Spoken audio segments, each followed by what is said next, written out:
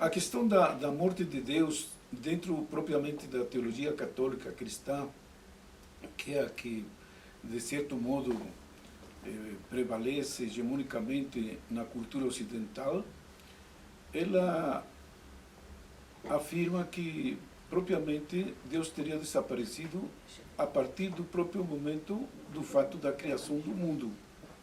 Dado que, uma vez o mundo criado, o mundo não precisaria da existência de Deus.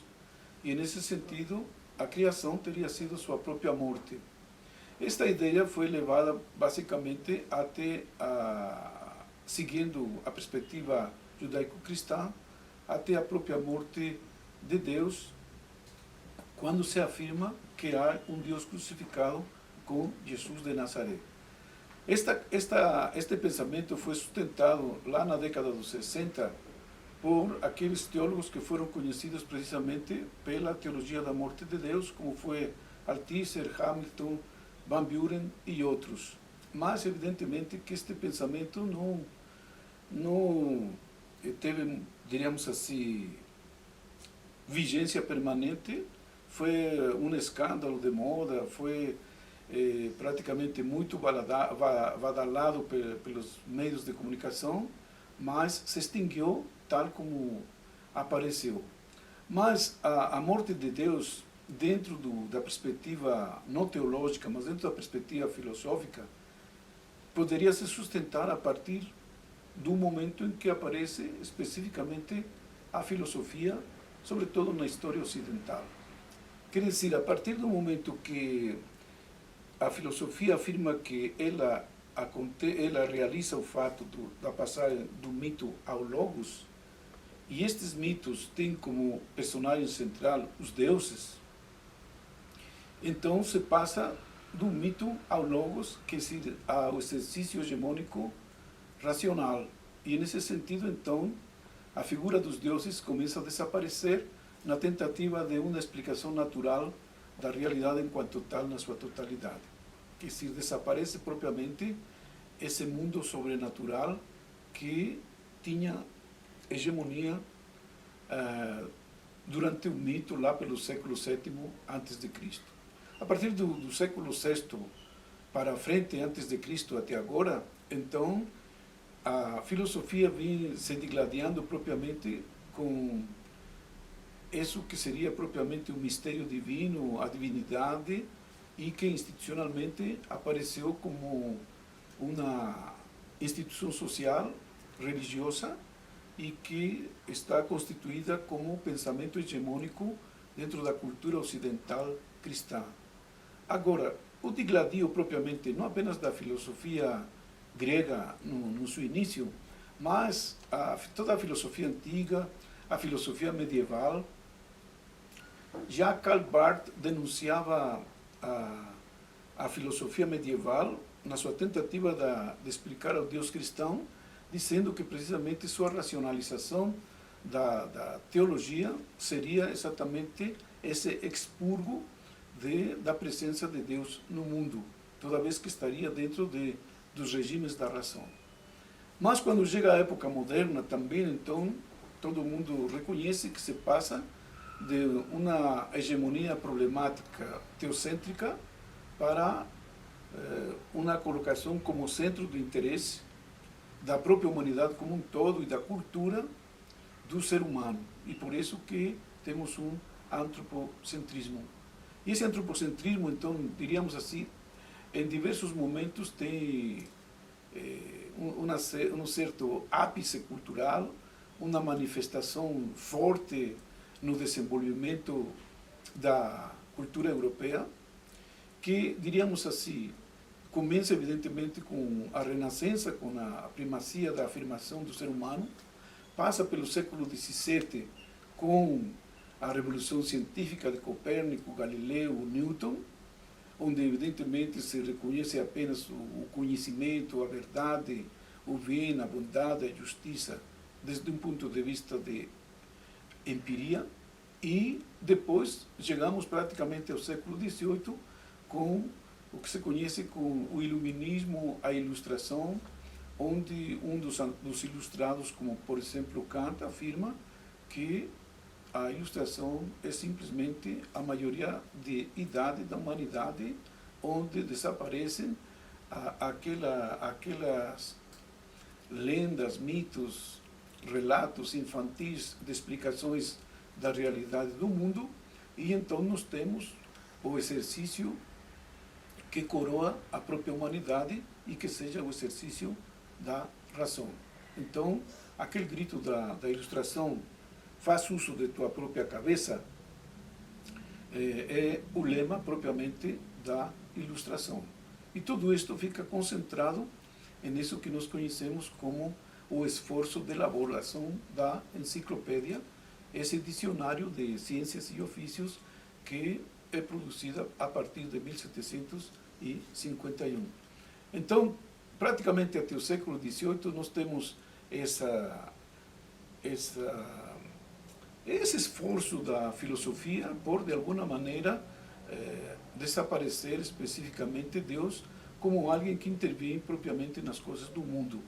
No século XIX, vamos a ter, de certo modo, pensamentos que estabeleçam definitivamente já a carência de necessidade dessa hipótese que Laplace disse para Napoleão. Não precisei para explicar o mundo da hipótese de Deus.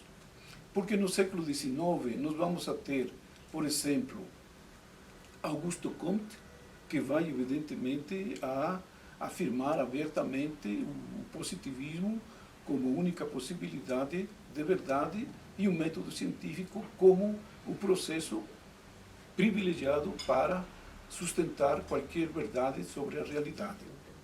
Temos também o Charles Darwin, que vai praticamente a retirar diríamos assim, da centralidade divina ao ser humano, ao colocá-lo como apenas um produto do processo evolutivo da própria natureza e descendente de um processo de animalidade para a humanidade. E temos também na crítica, eu diria, não filosófica, mas propriamente sociológica, do marxismo, com Karl Marx, quando afirma que a religião é ópio do povo. Mas aqui a gente deveria dar um certo desconto, no sentido de que essa crítica marxista refere-se especificamente à função social da instituição religiosa, que tem sempre ficado atrelada ao poder hegemônico. E o marxismo, evidentemente, ao defender um poder alternativo vindo das classes oprimidas, então, evidentemente, a descobre como uma ideologia que mantém sometidas e que faz parte do pensamento dominante das classes dominantes para expoliar, para, de certo modo, manter analfabetos e ignorantes a essas classes oprimidas, que neste caso seria a figura não apenas do camponês, mas do operário.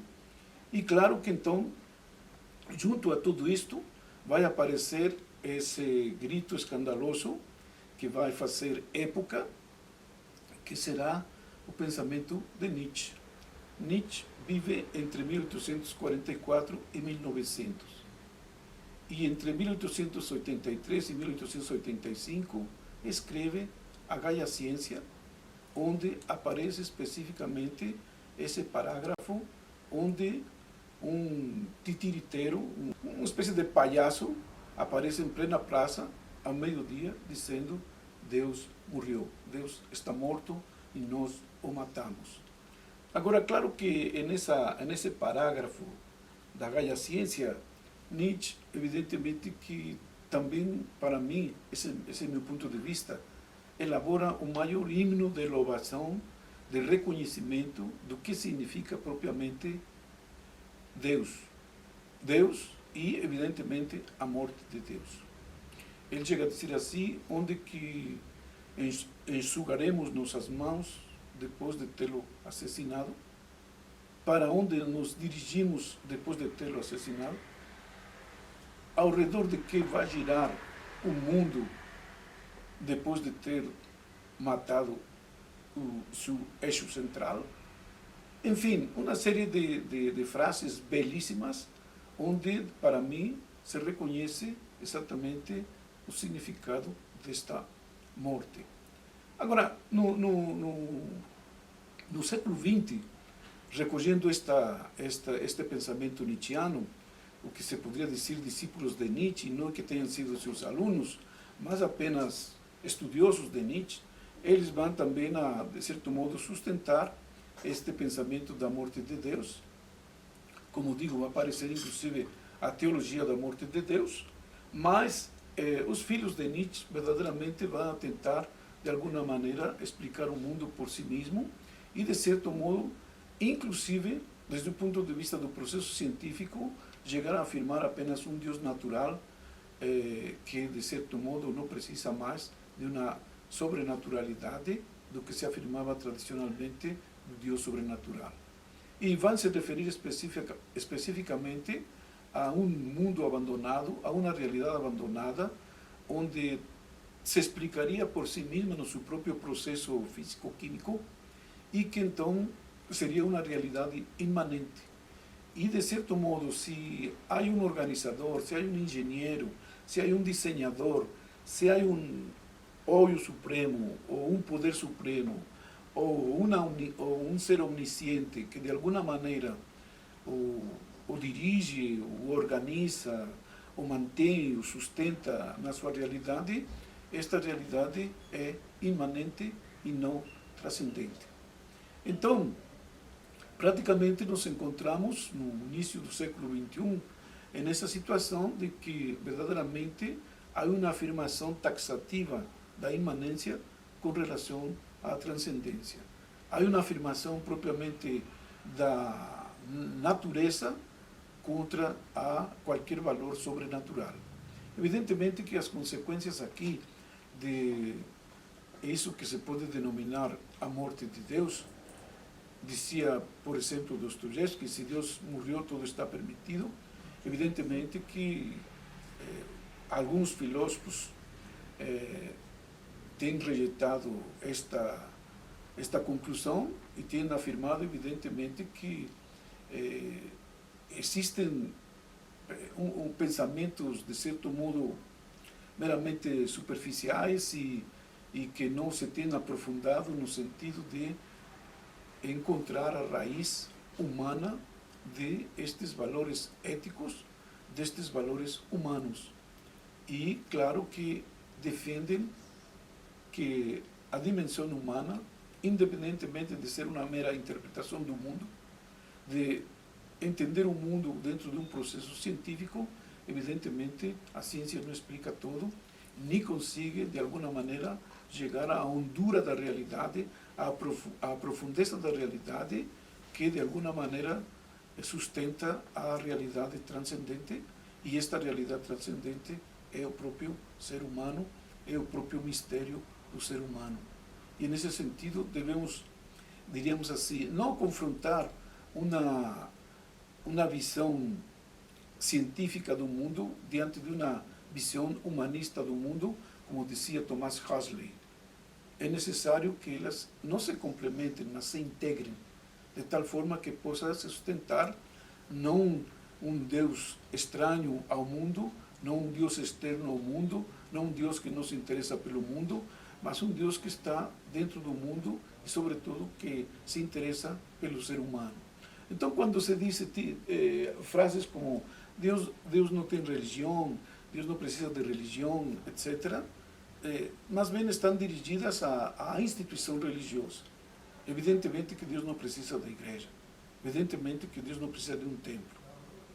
E claro que o que se diz aqui é, diríamos assim, um pensamento tão superficial, porque verdadeiramente quem precisa de Deus, ou melhor dizendo, que não precisa de Deus, mas que se define a partir de Deus, é o próprio ser humano.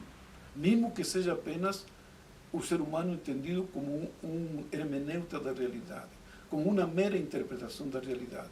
Mas esta interpretação da realidade diz especificamente de sua raiz, de sua intimidade, de sua dimensão inerente de ser humano, sua dimensão religiosa.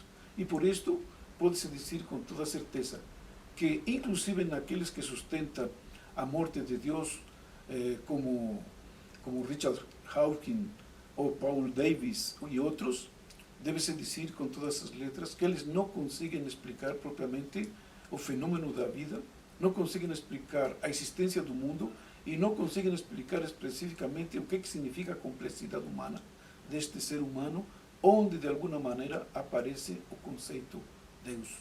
O próprio Wittgenstein, de alguma maneira, se a gente vê não apenas o tratado filosófico digamos assim, do primeiro Wittgenstein, mas o segundo Wittgenstein, ele vai recuar precisamente quando ele disse que do que não se pode falar é melhor ficar calado.